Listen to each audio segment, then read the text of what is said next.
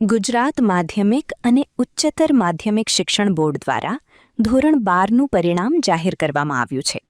જ્યારે આખું રાજ્ય પરિણામની રાહ જોતું હતું ત્યારે રંગીલું રાજકોટ ફરી એકવાર શિક્ષણના ક્ષેત્રમાં ઝળક્યું છે.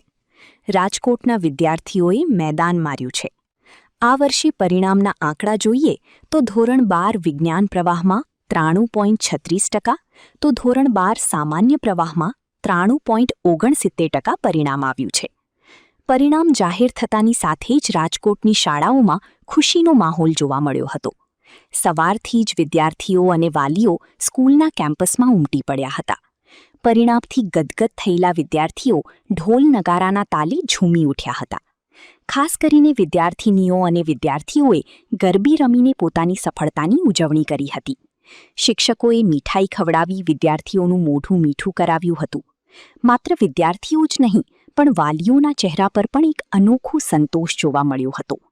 સંતાનોની વર્ષભરની મહેનત જ્યારે 90%થી વધુ પરિણામમાં ફેરવાઈ ત્યારે અનેક માતા પિતાની આંખોમાં હર્ષના આંસુ જોવા મળ્યા હતા. નમસ્કાર, હું કૃષ્ણકાંત ધોળકિયા સ્કૂલ રાજકોટથી બોલી રહ્યો છું.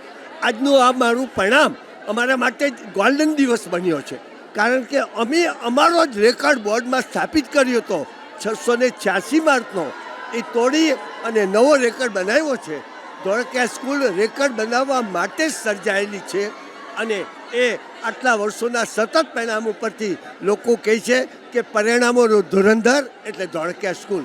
માળે ઘરસીતા બહુ જ ઝરક છે. સ્કૂલવાળા સન્ડેના પણ ચાલુ જ હોય છે. હવે સ્કૂલે જ હોય, 7 વાગ્યા સુધી સ્કૂલે જ હોય. સાંજે સવારે 7 થી સાંજના 7. બહુ સપોર્ટ કર્યો છે. બસ વાંચવું જ પડે. બહુ સારો એવો સપોર્ટ હતો સ્કૂલનો. જય શ્રી કૃષ્ણ. મારું નામ વસોયા પલક છે અને મારા એજ 99.60 PR આવ્યા છે.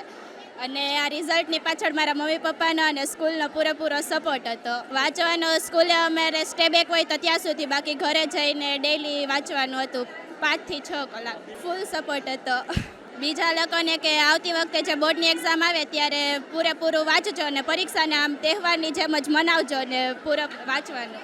મુકેશ વસોયા. મારું 12 સાયન્સ ભણેલું છે હું, અને રિઝલ્ટ પલકનું બહુ સારું આવ્યું છે. એટલે હું ખુશ છું, અતિ ખુશ છું.